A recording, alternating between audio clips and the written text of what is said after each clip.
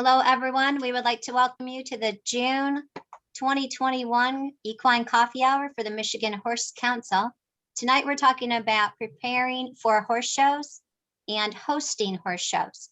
So our panel is Mary Luther, Jesse Smith, Tracy Monk, Trevor Walter, Gail Johnson, and Alden.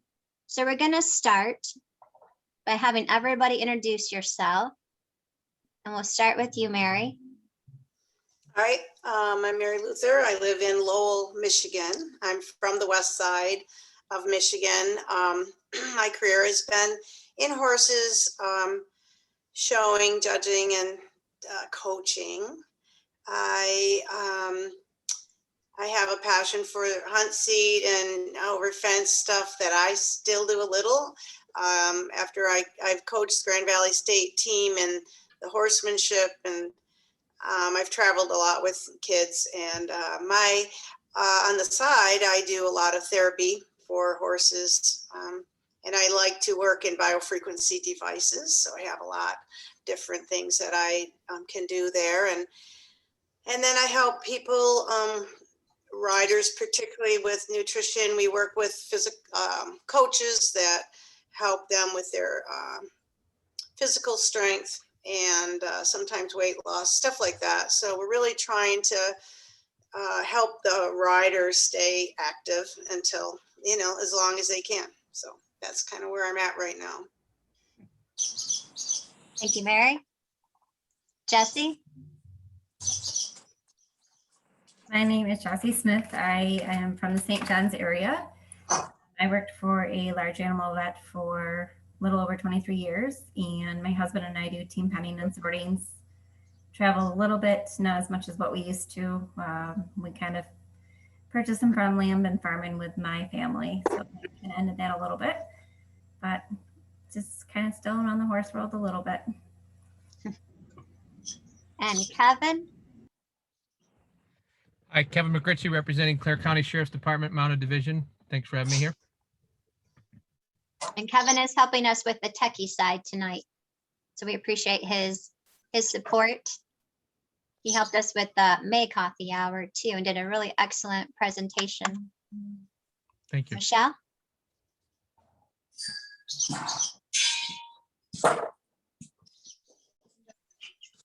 Michelle, can you hear us? Hi there. I'm Michelle Porter, just joining to listen into the panelists this evening. I come from Macomb County 4-H, and I own a boarding farm in Armada, Michigan. Excellent, thank you. And I see Tracy, our tribute people there. Hi, guys. I'm Tracy Monk. This is Carrie Althouse. We're equine specialists for Tribute Equine Nutrition, and we're both horse enthusiasts. We're here to share with you hopefully some tips tonight on how to feed your horse and keep the cost where you need it to be. Hi, Michelle. It's nice to see you. We've been talking back and forth. Good to see you too, Tracy. Thanks for inviting me to the coffee hour. I'm glad you could join us. Thank you, guys. And Sadie? Hi guys, I'm Sadie. I'm from up near Travers. I just graduated from MSU like 3 years ago. Can't believe it's been that long. I'm just here to listen and learn some more things. Excellent. Well, we have a dynamic group of panelists. They're people who have been mentors to me for many years, and I'm really excited to have them sharing with us tonight. And Trevor Walton is just coming in from the barn, so he'll jump on in just a little bit here. And so we'll go ahead and get started. Gail is having trouble with her internet, so we're going to go ahead. Gail works with Beamer, so she has products for humans and for horses. And she was going to talk a little bit about how we can help prepare ourselves for the horse show, and then also our horses and preparing them for travel before the show and then also at the show. So hopefully she'll come on a little bit later. So we'll hop down to Jesse. So Jesse helped me with, my daughter qualified for the National High School Finals Rodeo. and we traveled out west. That was our first big trip. And so Jessie helped us prepare a nice emergency kit. And tonight she's going to talk a little bit about how we can prepare ourselves for traveling with our horses en route or at the show. Thank you, Tammy. I do have a list that I could email to whoever would like it. It contains some things that you can purchase from your veterinarian, or you can purchase off shelf. And then I did a list kind of for the trailer, and then also a couple of Facebook contacts. There are a couple equine traveling or livestock road assistants that a couple of my friends have used. So I can email that to Tammy and spit it out. But mostly I don't have my kit with me because I've got it packed away in the trailer. It would be mostly for lacerations containing Coflex, leg wraps, or what we use, Conway rolls, brown gauze, Telfa pads, soft cling like the white gauze to wrap legs with, Elasticon, saline was always good to wash out wounds, or if you needed to wash out an eye, betadine scrub if you needed to wash out a wound, Epsom salt if you had a hoof abscess, or even for humans if you had a wound you needed to soak, animal Lintex pads to go along with that hoof abscess, latex gloves, a thermometer, a nice stethoscope. I like to have an extra halter and lead rope just in case something were to break while you were there. Products that you would need to purchase from your veterinarian would be something like a thermazine cream, would be good for burns and or wounds. Bute paste, Banamine paste, I know most of us have it on hand, but make sure it's within the expiration dates. If it's close, I would try to trade up if you could with your veterinarian. BNP eye ointment is always a good one to have.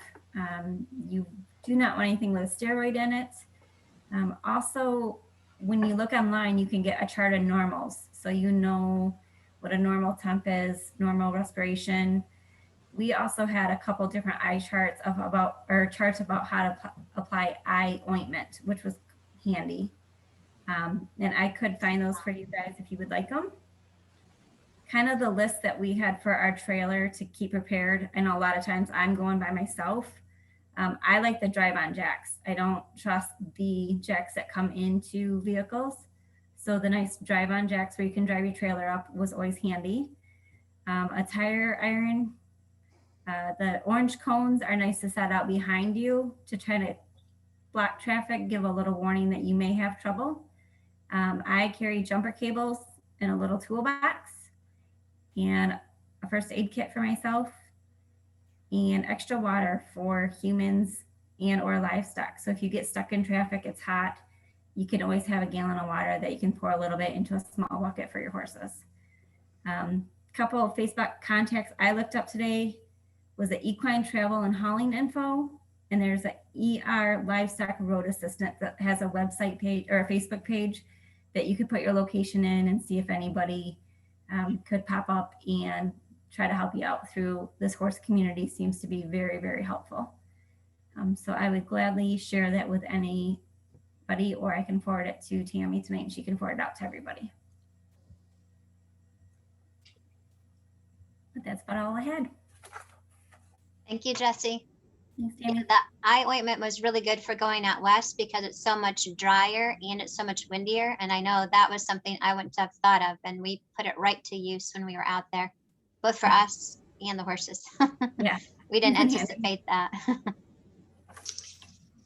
Do you suggest any medications for emergencies? I mean, sometimes, and how to apply them that you wouldn't have to be a veterinarian to apply them, you know, if your horse is in distress while traveling? A good one that I would have that I used to carry would be SMZs. Some vets do not want to prescribe that unless you have an open wound. But that was a good one to have. It's a kind of a generic antibiotic to have with you. It's easy to give. You can put it in a syringe and make it into a paste until you can get a veterinarian. If you have a laceration per se, you have a veterinarian in the area come out and look. some aren't available right away.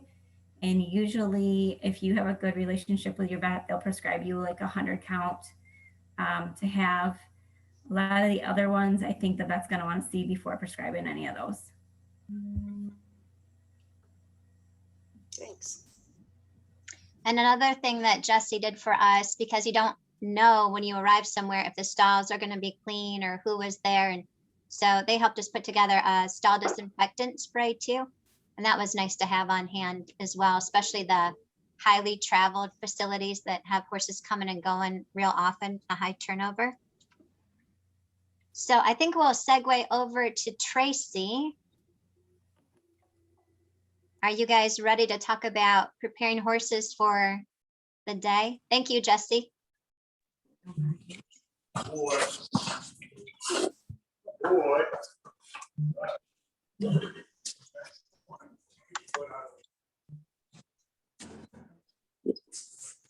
All right, Tracy, we're ready. Okay. Just wanted to go over a few things first. I want to thank Peace Lake Equine Center for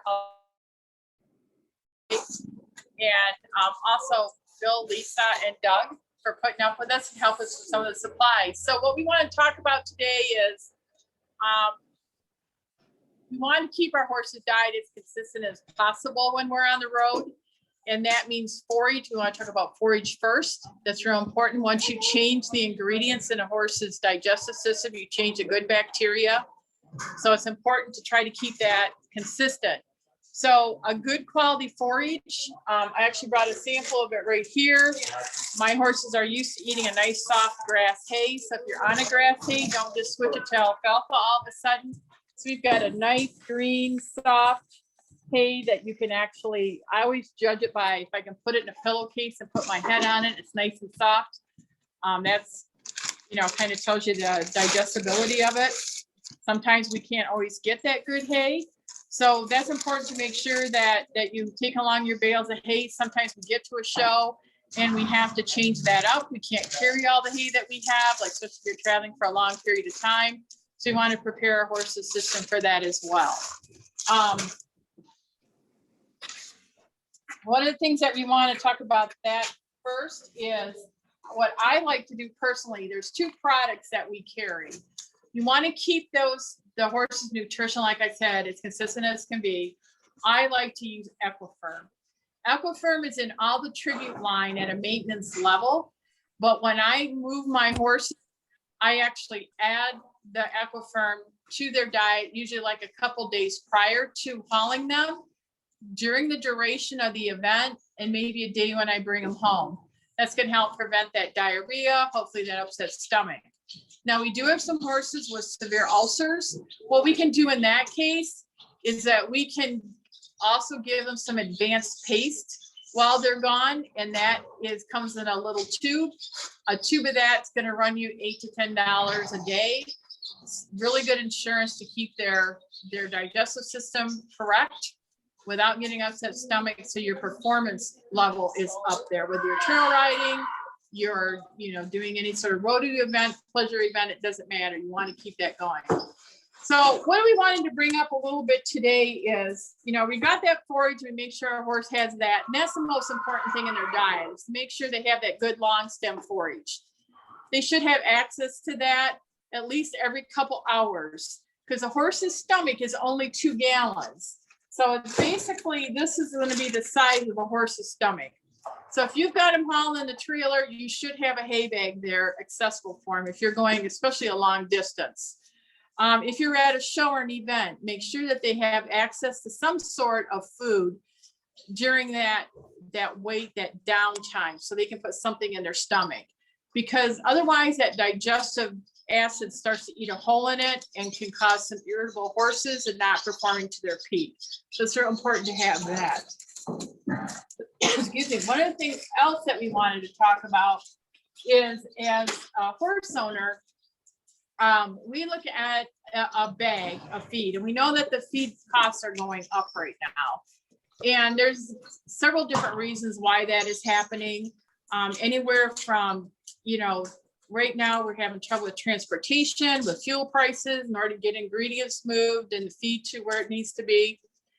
We also have issues with, there was a storm out west and leveled some cornfields last summer, and that is affecting the market. We sold our reserve supply of corn to China. So there's a bunch of different reasons why that the feed prices are going up. Not that we're making any more money.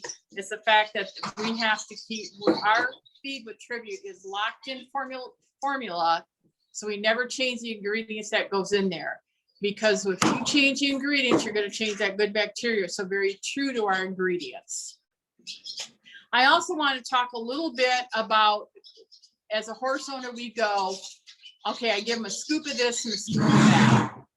We have to think in our head, cost per head per day. We have to get that through in our mind. So when you feed your horse, you want to think of the essential nutrients first. And I call that Essential K. That's one of our products. So this cup right here, this is a 1/2 pound of Essential K. And I brought a scale here.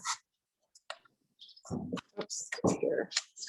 And so I'll weigh that out, and this should weigh out to 8 ounces. So a pound of this per day on 1,000 pound, 950 to like a 1,100 pound horse, right in that area.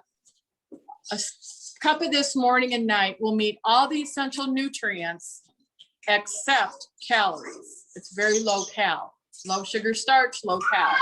This has fatty amino acid balance for top line, muscle, lean muscle, has Equifirm in it at a maintenance level. Like I said, again, it's fixed formulation. So it has everything that that horse needs. Larger boned horses and younger horses or really old horses may need 2 pounds of this a day. So when we think of that, we think of a complete feed. And this feed actually happens to be Senior Sport. And this is right around 4 pounds, maybe just a tad over because I just threw a scoop in there. So this is 4 pounds of this feed. These two, if this was doubled here, have the same amount of nutrients. This has calories in it, fat and fiber for calories. So when we feed half this much per day, we're not getting all these good nutrients that we need. So that's important to remember when you shop for your bag of feed. So I grew up with a scoop. This is how we fed our horses. So I give my horse a scoop a day. This Essential K is more dense than this feed, which has fat and fiber, and which is Senior Sport, and this is Common Easy. They're going to weigh differently. So when you say a scoop, we don't know what we're feeding. So we're going to take this scoop, and we're going to weigh this out. I didn't weigh it ahead of time, and just see how much this actually weighs.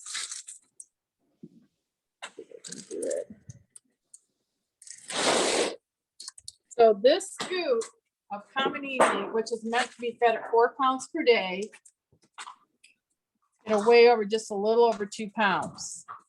So if you're feeding one of these morning and night, they're getting all the essential nutrients they need, plus fat and fiber. So this one will weigh pretty close to correct. If you cut this back to a 1/2 scoop morning and night, once again, you're not getting the correct nutrients. And if there's any questions along this line, please feel free to ask them. I'm going to do this really condensed version of it right now. And Michelle, one of these things is we're going to go through this quite extensively when we meet with your group in the end of July. Because Kiri and I both do these type of meetings, and we can come and help anybody out, any organization or any small. So if you Perfect. think, We've got a lot of those feeds on hand. There's a lot of those feet on hand. okay, cool, awesome, thank you. So Common Easy, that's this one, is right around $1.50 a bag. So that equates to 35 cents per pound. Because everybody likes, oh my God, Essential K is like $30. I can't afford that. Well, this 35 cents times 4 pounds is $1.40 a day. So in order to feed my horse correctly and get all this fat and fiber, it's $1.40 per day. This product at a pound is $30 a bag, 60 cents a pound. So if I only need 1 pound, my forage is really good. My horse doesn't need any weight. I'm feeding my horse for 60 cents a day. And if it needs 2 pounds, I'm feeding my horse for $1.20 a day. So all the essential nutrients, once again, are going to be less expensive than the common easy if you're feeding it correctly. Then we have Com Ultra, which is a 12% fat, 12% fiber feed, and that runs right around $22 a bag, which is 44 cents per day, times 4 pounds is $1.76. And then the seniority feed, now that's as non-digestible, and that's meant to be fed at a higher rate. So a bag of seniority feed is right around $20, which is 40 cents a bag, times 6, 40 cents per day. So think on those terms when you're feeding and read the ingredient list, see if it's locked in formulation, and how much you're supposed to feed, because most feeds you're supposed to feed anywhere from 6 to 10 pounds a day to get the nutrients. But we don't want to feed that much because a horse's stomach isn't that big. So if you start doing those calculations, you're going to be well over the $2 cost per head per day. Is there any questions that you guys have on what we just covered? Like I said, I feel like I'm going through kind of a condensed version of this. Okay, clear as mud. Tracy, that was fantastic. And I know you could share from A to Z on horse showing and feeding and supplements. You're one of the best out there. And we really appreciate you coming on tonight and sharing. And if anybody's interested in Tracy's contact information, I can pass that on. Tracy does a great job of going to vendors, whether it be a retailer or to help equestrian teams or 4-H clubs, and is just a dynamite teacher. So I'd be glad to pass along her information as well. Thanks, Tammy. Yeah, thank you, Tracy. So we're going to segue over. We've talked about preparing our horses, and Mary, I know that you can share. I'm trying to find you on my screen here real quick. So I grew up with Mary years ago, and I'm so excited to be partnering with some educational tools here. Mary can share about preparing students, preparing horses, hosting a horse show, judging a horse show. I know she could be on here for weeks teaching. So what I'm asking is, quit talking. what I'm asking in an 8-minute segment is not easy to do, but I asked her to bring forth some of her top tips, and she has quite a knowledge base to pull from. So I'll let you take it away, Mary. Well, yeah, I suppose where we are as a group, being that we're empowering the horse community to keep growing and to elevate the education. When I boil down what I do and what I have done for my whole life back, oh, Tammy, if we'd only known more when you were a kid. But it's simple, and it's got to be simple because we're under the gun to evaluate fairly and pay attention. And in the old days, judging, you assessed it quickly, you wrote a number down, and you're good to just go with it because you really didn't have the tools to make an accurate assessment. You had to worry about your memory, and it's hot, and you're hot all day, and you need more coffee or whatever. So today in judging and preparing your horse to be judged, I think it's just very important for people to put themselves in that position. What I've realized is that everyone's a good judge. The only difference between me being a judge and you watching is that you're only concerned about a few, and I have to be concerned with the whole. And so when you pull the people apart, it's the ones that give you something to put a number to. So the judges are judging numerically now. And all that it's doing is putting a value in a numeric form to my opinion. And I like to think of it more as an emotional score.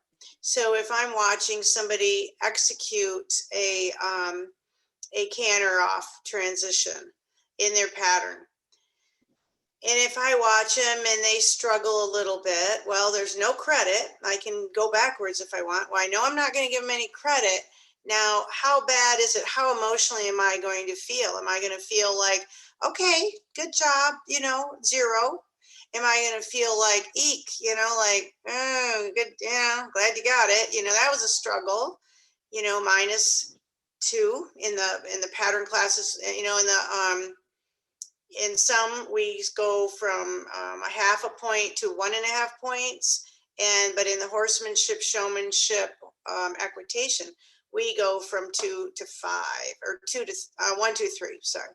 So, it could be a -1, a -2, a -3. If I'm really cringing, I can go, for sure -2.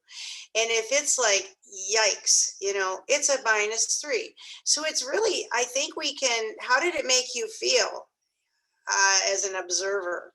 And if people would understand that we're just regular human beings making an observation based on what it emotionally does to us, we will probably put a score to the emotion more accurately than we will to the concept of trying to evaluate.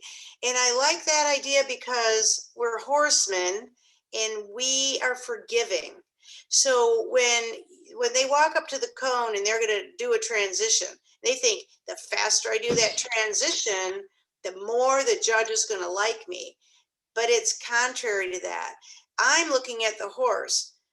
Did you give that horse an opportunity to be in motion? Did you give that horse an opportunity to understand what you're going to ask him? How good of a horseman were you? Not how good of a circus act was it? And that is, I think, where we have to keep educating our students, is understand that judges are horsemen. We want to see you make great decisions based on showing us the best your horse can be. I tell my students, I have a perfect video going on in my head. I've watched videos of excellence, and I am comparing you to that. So the possibility of you impressing me is probably 0 unless it is impressive. And if it is impressive, I'm going to be like, holy cow, that was awesome. And I'm going to score you up. You don't have to, just do your duties and let the observers score you. If your horse is not happy with you, I'm going to score you, not because your horse is wringing your tail. It's because I'm a horseman and I'm going to know that you're aggravating the horse. If that horse is chewing the bit hard, I'm going to, and you're standing real quiet and not aggravating that horse, I'll be like, man, they ought to get that horse's mouth fixed. But then the horse goes off and does stuff. I'm not going to hold you back and count you down for that horse, chewing that bit. Now, if it's obnoxious and it makes my emotions go like, geez, that horse is naughty, So it's a really an emotional thing for the judges to observe, because I think we're trying to help the riders. And so we do get emotional, like, come on. Every time I see someone come in, I'm going, oh, I hope you do good. I'm looking for a winner. So as a trainer, I take that knowledge back to my barn and I encourage my students to give that horse the best opportunity that it can possibly have to do whatever they want them to do. And I think with the pattern classes, you have a cone, so you have a start. Nobody's going to count you down if you move that horse, and 2 steps is a complete step. 2 feet are usually a complete step in front, no matter what. So walk with the right and the left, it's almost required before you do anything else. So, that gives them time. What if they took, 4 steps? Well, that's only 2 strides, but you're still in there because you get 10 foot to be without a penalty.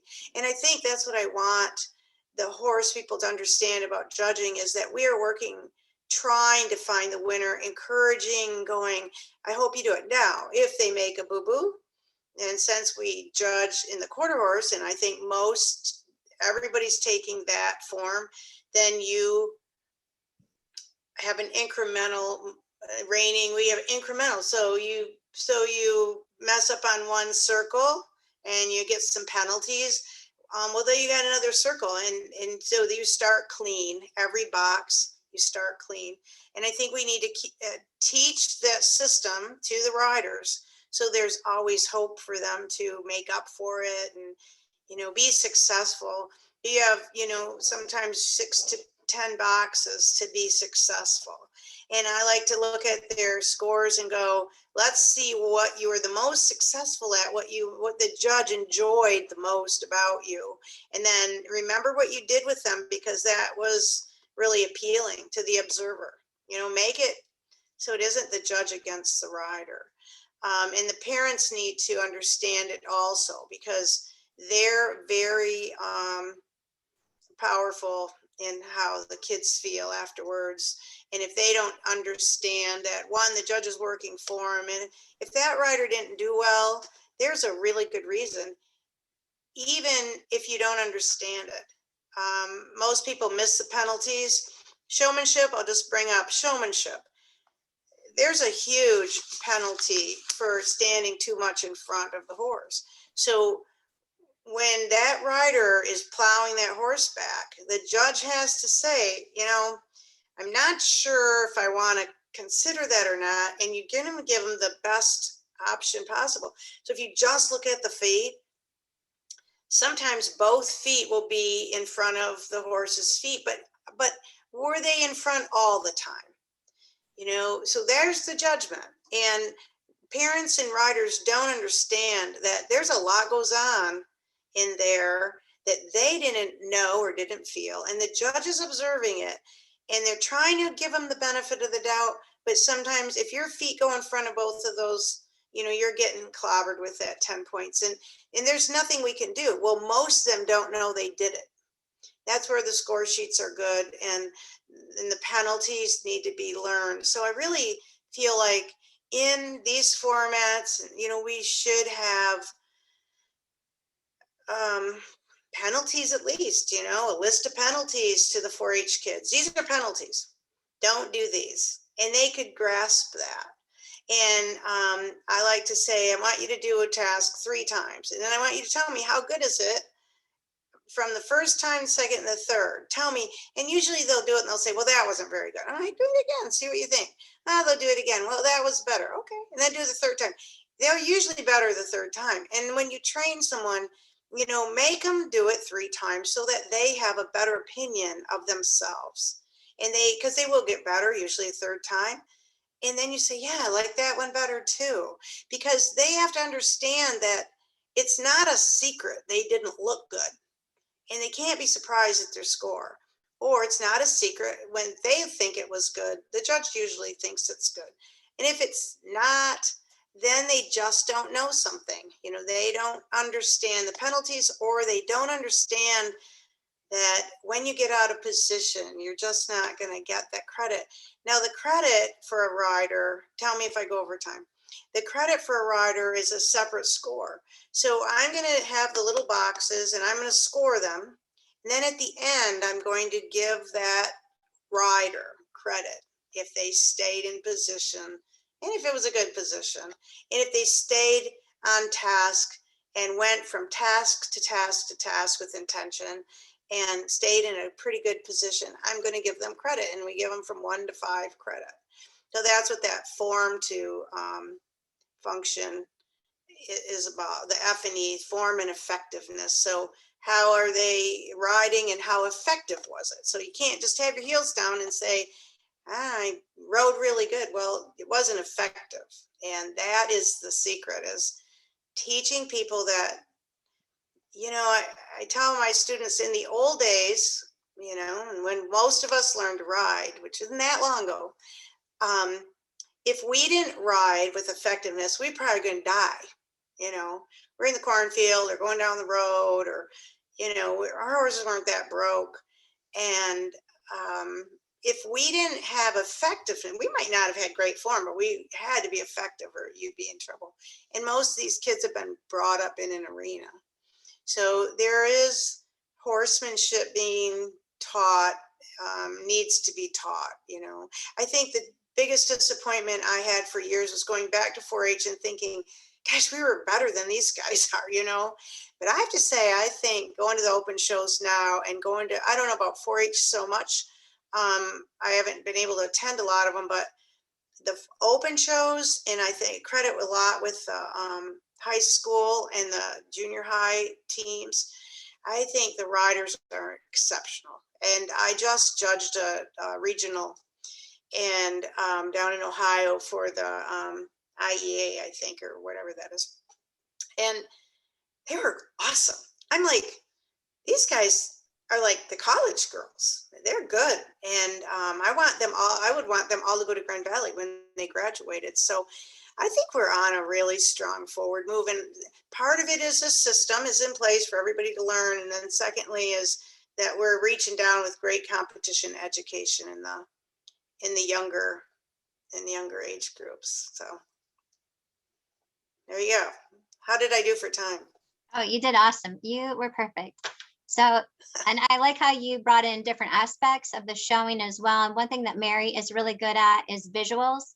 And so I know my daughter went and took a lesson with Mary, and Mary was explaining it to her, and then she hopped on the horse, and then she showed my daughter, and we even did that with showmanship. And I really have a lot of admiration for somebody who can teach, but also show that skill set too. And patterns, you're really great at teaching patterns. That's a skill set that students need to learn, and it helps them academically and everything too. So we'll probably have some Q&A at the end. So thank you, Mary. I appreciate it. Thank you. Thank you. And Kevin, let's bring in the video. So part of getting ready for a horse show is everybody but Trevor and Kevin tonight, we have a lot of girls with us, and in the show pen there are a lot of girls. And one aspect of it is makeup. And how do we apply makeup? How do we look natural? How do we retain that makeup throughout the day?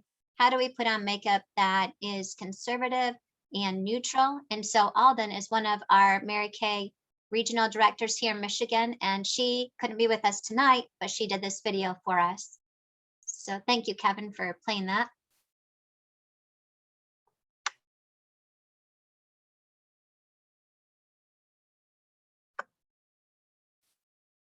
Can anybody hear that? Nope. For inviting me. I am so honored to get this Can you privilege hear to that, speak to Tammy? you guys. So from what I have heard, you guys are absolutely amazing, and you would like some tips on some skincare, beauty, different things like that. So like I said, my name's Alden, so I'm just going to quickly go through some different like skincare tips, walk through some different makeup tip applications, how to kind of melt proof your makeup for all of the events that you ladies do, and kind of hopefully give you guys some education, and also let you know about how some Mary Kay products could service you and work best so that you are putting your best face forward for all of these amazing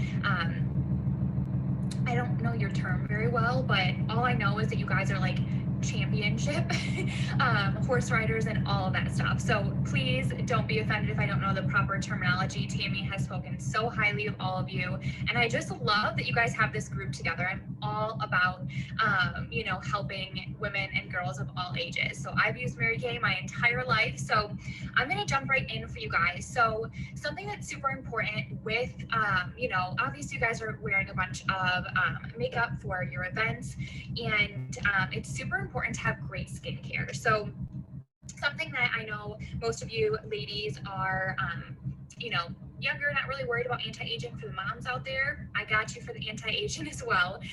But this is a botanical skincare line that is really simple: a cleanser, a toner, and a moisturizer, so that you girls are making sure that you're washing your face every morning and night. Super, super important, especially when you're wearing products. You want to make sure that your skin looks great and feels great so that your makeup looks good. You know, think of if you're trying to put frosting on a cupcake and it's all bumpy, it doesn't look as good, right? You want to have fresh, smooth skin, but also you guys are out there, you know, working really hard and probably sweating a little bit. So you want to make sure you're washing that all off. So good skincare is key. You want to wash morning and night. Something that Mary Kay just launched that I think would be great for you guys is a micellar water. So what this is it's a rinse-free cleanser. You literally just put it on a cotton round, squirt a little bit, and it gets rid of all of your face makeup. So think of getting done with a long day and in the car ride home, or, you know, right when you get home, being able to, you know, squirt some on here and rub this all over your face and clean your skin. A no rinse cleanser that you can do to get your makeup off and then follow with your cleanser. And then our, what I call our holy grail, is our oil-free eye makeup remover. It gets rid of waterproof, regular makeup. It actually has vitamins that help regrow your lashes and brows. Again, you just put it on a cotton round, set it on your eye, get rid of all your eye makeup and eyebrows. Makes such a big difference and also helps nourish your eye area. You want to be super careful around your eye area so that you are using products that are meant for your eyes. And then if you guys are out in the elements, I highly encourage that you guys have a moisturizer that you wear that has SPF in it, so you can protect your skin from all of the elements and all of the stuff in the atmosphere and the sun, so you guys don't get burned or anything like that.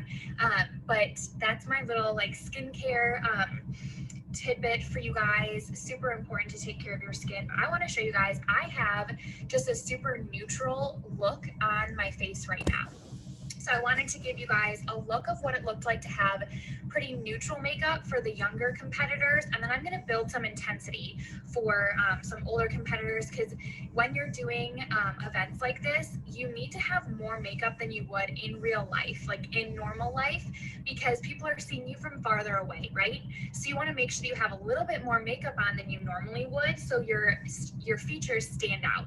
What I love about Mary Kay is that all of our products are so lightweight, so you don't feel cakey and heavy, and it's all formulated not to clog your pores.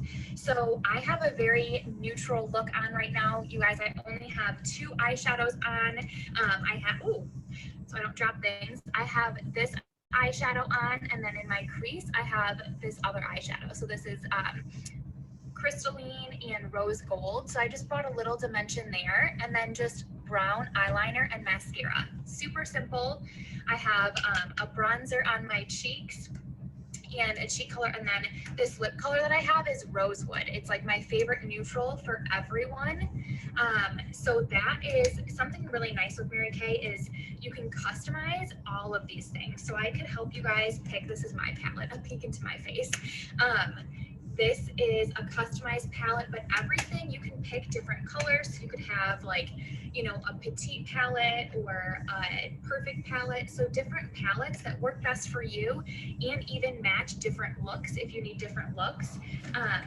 But just to show you guys, if I was trying to make this a little bit more dramatic, in a few simple steps, all that I would do would be take a blending brush and choose a darker color, and I am choosing a neutral brown. I know you guys want to keep things neutral so you can wear things with different outfit changes. So I'm just taking that deeper color, putting it over the neutral eyeshadow I had, and just blending right into my crease. The beauty of doing a product darker right in your crease is that everybody's crease is the same. It's where your eyeball goes back into your head. So everyone has that same crease. Your eyes might be shaped different, but they can still, you can still find your crease. It's where your eye goes back into your head. And I'm just gonna take a little bit of that same color and line underneath my eyes, so you can see how that brought some drama and dimension. And then I would simply just add a darker eyeliner and just kind of bring it out a little bit. And obviously, if you guys are doing lashes and stuff like that, that makes it more dramatic too. But having a good mascara can help tremendously. So just add a little bit more mascara. So you guys get the point. That is, you know, how you can kind of go from a lighter look to a darker look once you have the colors picked out for you. And then as far as lip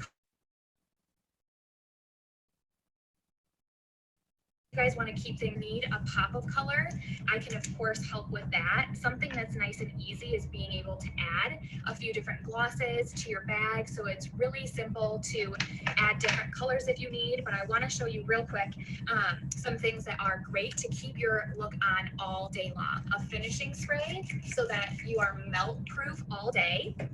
Also having a lip primer, an eyelash primer makes a really big difference.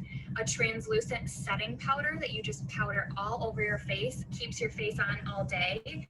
And then this is one of my favorites, a beauty blotter. So as you work really hard all day, if you take this beauty blotter, you can just pat it on and it gets rid of oil without taking your makeup off. Those are amazing.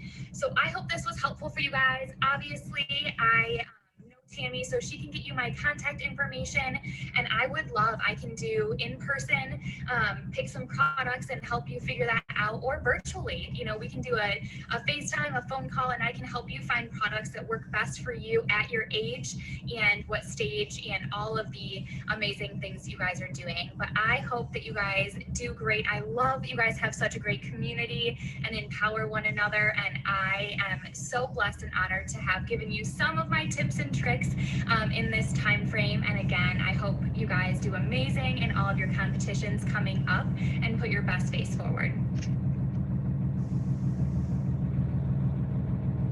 So I love her theme, your best face forward. A couple of things that we did with our 4-H club and our show team, and this was a few years ago, we had the girls bring some of their show outfits. And so you might have a showmanship outfit, you might have a halter outfit, you'll have English. It can vary a little bit with English nowadays. It's a little more creative back in the old day, right, Mary? And then you have your horsemanship and just so many different outfits. But the girls, we met out by the arena, we had a regular practice, and then they brought their outfits. And then one of our Mary Kay reps met with the girls and helped them to find a look that matched their outfit, but also looked good with their skin tone and to keep it looking natural. And it was just a neat mentoring time for the students. It was really fun and the kids enjoyed it. And I'm really glad we can start getting people together more now. That's very exciting. And now we have 2 more speakers left. I see Gail Johnson is on with us tonight, and she's going to talk about some products for horses and for people. So we're going to have a little bit more on people here. And who knew, with the whole horse show world, how many topics you have to cover, from makeup and nutrition and taking care of the whole person as a rider and keeping in shape. And that just makes you a stronger, better rider. All the way to Trevor, I'm going to ask you about dirt and how we take care of our dirt at the arenas. So to be a really good horse person, there's a whole gamut of information. And I'm going to turn over to you, Gail, and thank you for sponsoring our coffee hour for this year as well. Thank you, Tammy. And I'd like to thank Michigan Horse Council and you for sponsoring it. This is an awesome concept.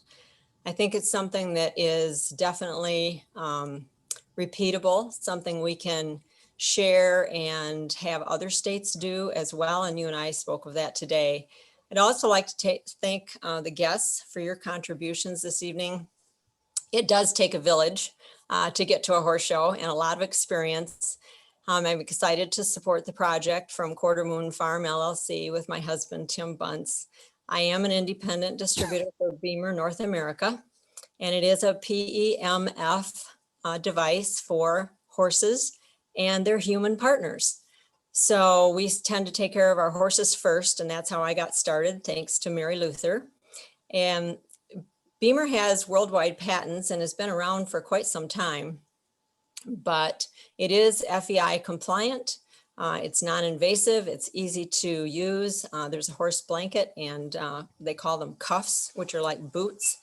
And it's not medication. It improves your horse's circulation and also helps them relax and be more resilient. So obviously for a horse show, it's kind of like standing at the door with a leash for your dog. The dog knows something's up. And I don't know about you, but my routine changes a few days, if not a week, before the horse show. I get nervous. I start preparing. I expect my horse to be just all better. Everything's going to just work. and I ride. And so I can be a little more hyper, and that reflects back on my horse. And what we want instead, especially when I'm trying to clip or braid or band, is I want a horse to stand quietly. I want to have no fuss, no muss. I don't want to get in an argument. I don't want to get the horse upset. I don't want to get upset. I don't want to start off on the wrong foot. And so I suggest to a lot of my clients to use the Beamer for pre-show. Obviously, a regular routine is wonderful, but especially pre-show, to just de-stress, bring some of that anxiety down a little bit so that you can prepare your horse at home and also at the show without a lot of that anxiety. Hauling is another situation, whether you're going short-term or long-term to a show. They stand, their circulation in their feet and legs is poor to start with. And so they're not moving about very much, but they're trying to balance. They may be using different muscles than they use when you train and when you ride, just because of the hauling.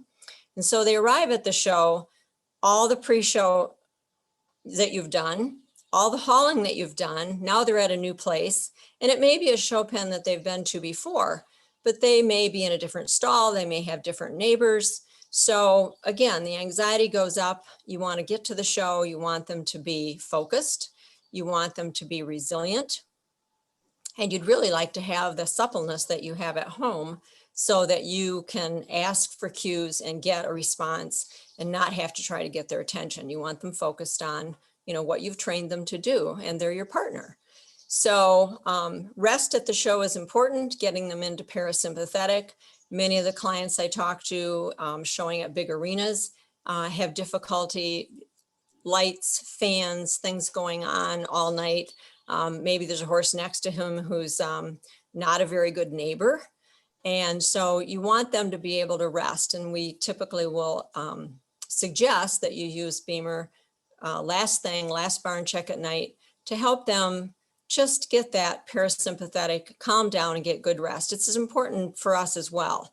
So they wake up refreshed in the morning, but focused, and post-show coming home, you know, give them that resiliency that they need after they've performed well for you and haul down the road with you so that you can turn around and do it again. I would like to mention that I'm available for equine sessions. Our business model is barn visits and also helping their equine human partners with Beamer as well. So we can support horses at their home base, at their training center, their barn, wherever you may be at, and show folks how to use Beamer to the best of their ability to make their life and their equine partners the best. So best foot forward. Thanks for having me this evening. Thank you, Gail. And Trevor, I know that you are down there. I'm gonna try to Yes, can find you you hear in me? my screen. I don't know if we get to see your smiling face.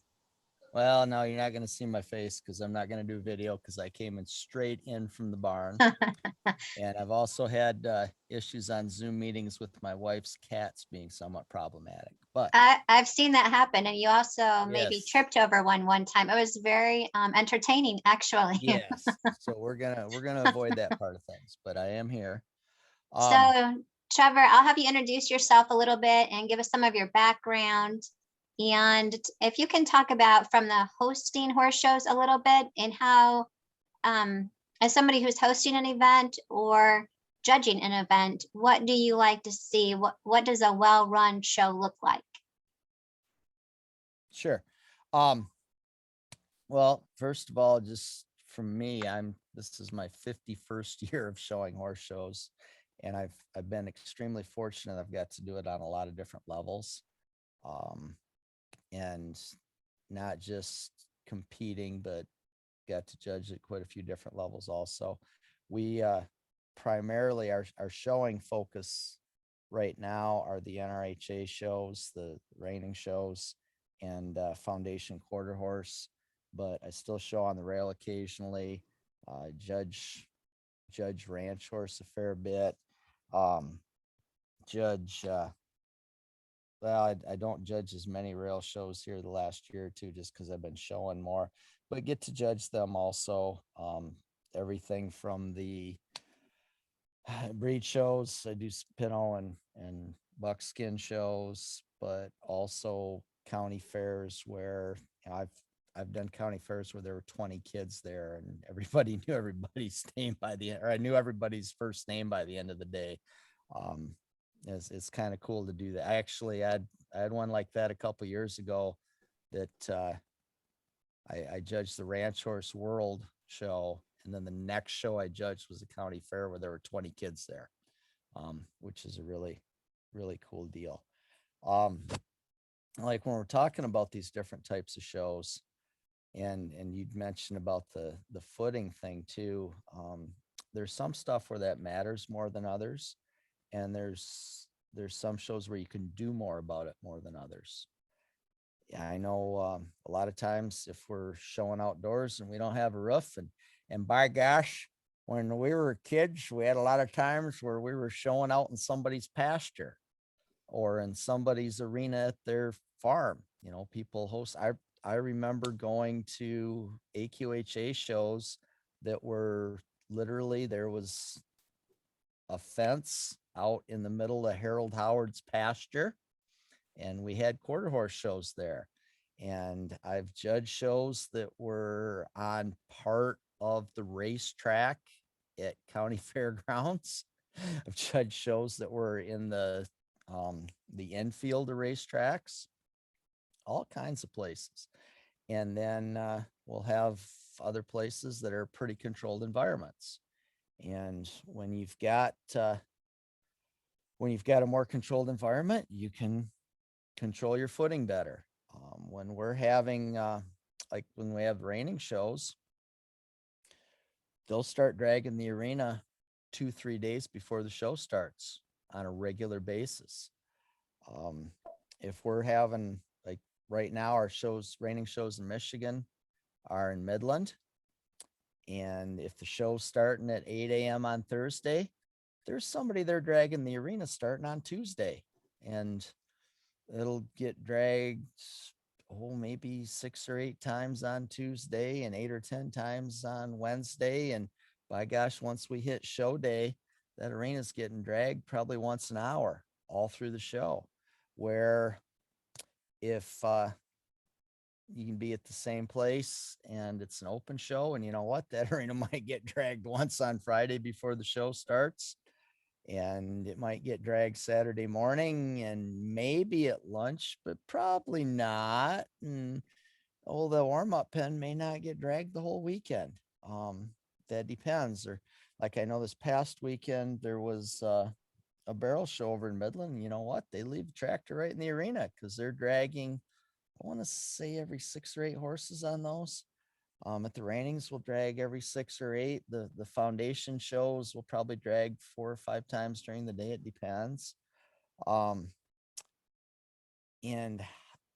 at the reinings, it's extremely important that we keep the footing consistent for everybody through. It's just like what Mary was saying about giving everybody a good look. Well, we need to have the footing the same.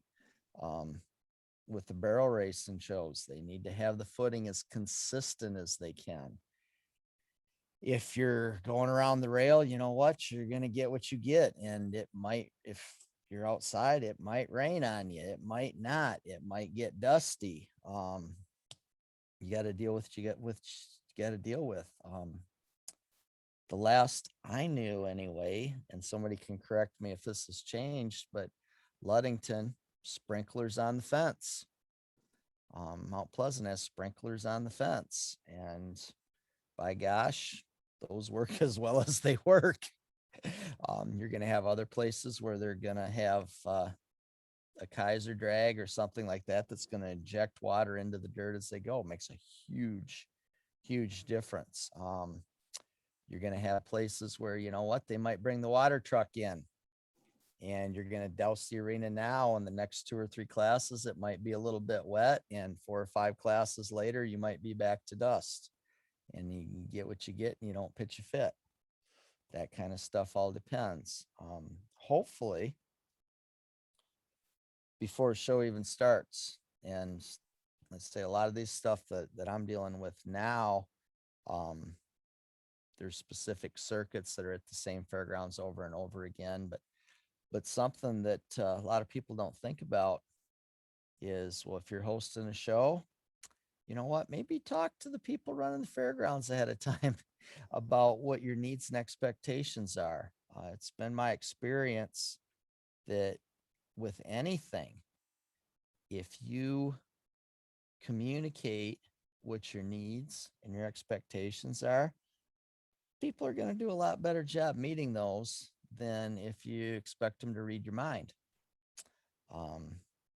Or just complain about things after. We're not even complain, but just try and fix things afterwards. Guess what? It's too late. And the more we can put expectations out ahead, better off we are. With the stuff, what I've been involved with anyway, when we're doing things that involve cattle, we tend to want the ground a little bit deeper and softer than, say, with the reining, we need it a little more shallow. And I know, like at our foundation shows, we've even got to where we drag different parts of the arena differently depending on where the cattle are emphasized or not. I know we're going to be at a deal next weekend where we're going to be in the same arena. Friday, we're going to be doing reining stuff.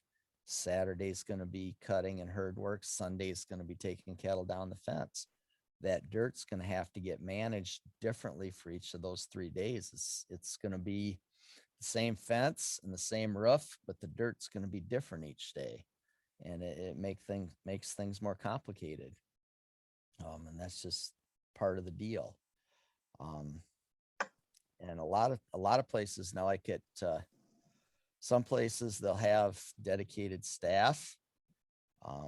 Other fairgrounds or other showgrounds, not so much. A lot of the private facilities are better about that. Having somebody on demand. I know, like at the reignings, even past the fairground staff, show management has a guy that's hired that's responsible for doing most of the dragging. And then there's other, he'll do all the dragging during the show. And then after hours, there's people that are helping, because you know what, that arena's getting dragged at 2 in the morning and 3 in the morning and 4 in the morning. It's a little more complicated.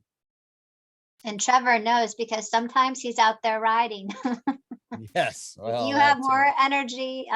Actually, all the speakers on this panel, you all have more energy than most people I know. You are such go-getters and mentors, and I really appreciate all of the expertise that you brought to us tonight. And I wanted to give just a few minutes for a Q&A if anybody has any questions out there. And then also I have contacts. So check out our Horse Council Facebook page, and then you can get in touch with people directly as well. And this recording will be on our website too. And then you can share it as well. So if you have an equestrian team or a 4-H team and you have a downtime in your day, you're doing a day of training, you could share something like this with them, or bits and pieces too. Does anybody have a question? I'm going to run through this screen here real quick. Lori, good to see you. Paula, Jean, Josh, Sadie, thank you for joining us tonight. And we do have a few events coming up for the Michigan Horse Council as well. So our ride challenge for our, it's one of our trail events promotions that we're doing. It's run through Top Trail, phenomenal trail program nationally. You should check out their website. I think they have some great ideas that we can incorporate into our different aspects of our breed shows or our disciplines. And they map out the miles, and they give some great tips from riders, companies, products. It's very thorough. Our top prize for that ride challenge is a Circle Y saddle donated by Daryl Nephew from Circle Y and Tom's Western Store in Oven, Michigan. And then we have some other prizes. Every participant wins a prize for that night. And we're going to have an awards banquet and a celebration weekend in September, the 24th to the 26th, to celebrate those participants to celebrate just getting together. We can finally get back together. And D-Bar D is up in Chase, Michigan, and they have a beautiful facility. We've actually had a lot of people register already, and they have quite a few facilities there that have corrals, electric and water, more than any other that I know in the state. You can check out their website. They also have a Facebook page. And then something that I need your help with, and you all are very well networked in the state of Michigan. We host the Michigan Horse Council Equine Legislative Day. It's September 21st. It's a Tuesday down at the Capitol on the lawn, and it runs from 9 a.m. and I think it's till 2 p.m. It's on our website. And that's a time where we can come together collaboratively, no matter what breed, what discipline, whether we're beginners or we've been in it for years. We can mix and mingle with our legislators. We can share information. And it's just an educational time to show them our horse industry and to represent what we do to them. And that's all that I have for tonight. This does actually close out our coffee hour for the year. We're excited about starting back with an event in September. And I just want to say thank you to everybody for being with us. And it was good to see all of you. And Thank thank you. you. I'd like to say thank you too. See you, Tammy. Hi, Thank you, Gail. everyone. Thank you, everybody. It was really a pleasure. Yes.